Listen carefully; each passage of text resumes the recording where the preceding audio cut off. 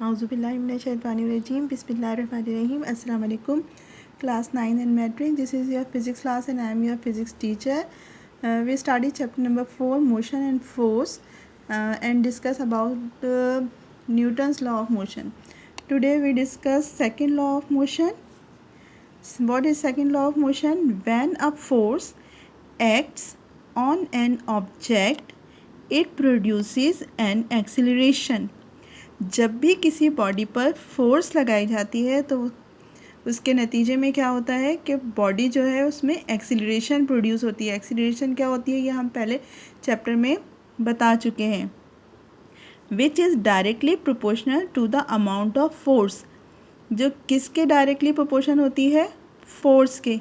अब directly proportion क्या होता है? डायरेक्टली प्रोपोर्शन ये होता है कि कोई भी दो अमाउंट एक दूसरे से इस तरह ताल्लुक़ रखते हैं कि अगर एक अमाउंट इंक्रीज़ होता है तो दूसरा भी इंक्रीज़ होगा, अगर एक डिक्रीज़ होता है तो दूसरा भी डिक्रीज़ होगा. तो ये ताल्लुक़ आपस में क्या कहलाता है? Direct proportion. When a force, अब हमने यहाँ क्या पढ़ा कि when a force act on an object, जब किसी भी ऑब्जेक्ट पर फोर्स अप्लाई की जाती है, इट प्रोड्यूसेस एक्सीलरेशन. तो वो क्या प्रोड्यूस करती है? Acceleration, which is directly proportion to the amount of force. यानी जितनी ज़्यादा फोर्स लगाई जाएगी इतना ही ज़्यादा एक्सीलरेशन प्रोड्यूस होगा. And inversely proportional to the product of mass. और किसके इन्वर्स प्रोपोर्शन होती है? मास के. इन्वर्स का क्या मतलब है कि अगर दो ऑब्जेक्ट या दो चीज़ों के दरमियान इस तरह का रिलेशन कि अगर एक चीज़ इंक्रीज़ कर रही है तो दूसरी चीज़ डिक्रीज़ करेगी, ये कहलाता है inverse proportion. Explanation. It is well known fact that if we push a body with great force then its velocity increases and change of velocity take place in the direction of the force. यानी जब हम किसी भी body पर force लगाएंगे तो जितनी ज़्यादा हम फोर्स लगाएंगे बॉडी इतनी ही तेज़ी के साथ मूव करेगी और अपने डायरेक्शन को भी चेंज कर सकती है. If we apply a certain force F, अब हम इस फोर्स के लिए क्या यूज़ कर रहे हैं? F on a mass M. यानी जो बॉडी है उसका मास M है और उसके ऊपर F फोर्स अप्लाई की जा रही है.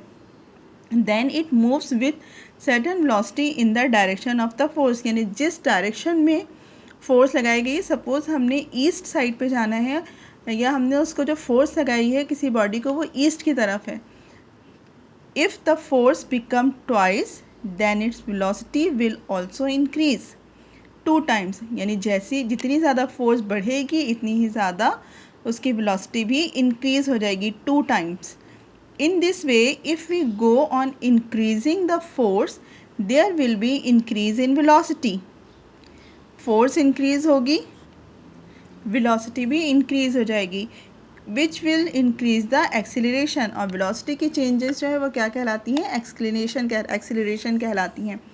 अब इसकी डेरिवेशन हमारे पास क्या है? According to the Newton second law of motion, when a force act on an object it produces an acceleration which is directly proportional to the amount of force. यानी एक्सीलरेशन डायरेक्टली प्रोपोर्शन है force के. And inversely proportion to the product of mass. Inversely proportion है यानी A inverse proportion है 1/m के. Combining all, हमने इन दोनों equation को कंबाइन किया तो हमारे पास क्या बनता है? A proportion F/m. जब हम साइन ऑफ प्रोपोर्शन को रिमूव करते हैं तो उसकी जगह कोई कांस्टेंट लगाते हैं और यहाँ हम कांस्टेंट ले रहे हैं K. A यानी एक्सीलरेशन किसके इक्वल है? K constant, F force divided by m. If the value of K is 1, अगर K की वैल्यू 1 है तो हमारे पास इक्वेशन क्या बन जाती है? A is equal to F/m. और हमें फोर्स मालूम करनी है तो फोर्स किसके इक्वल होगी? फोर्स इक्वल होगी F is equal to ma. यानी फोर्स किसके इक्वल होगी? Product of mass and acceleration. I hope कि सेकेंड लॉ ऑफ मोशन आपको समझ आ गया होगा.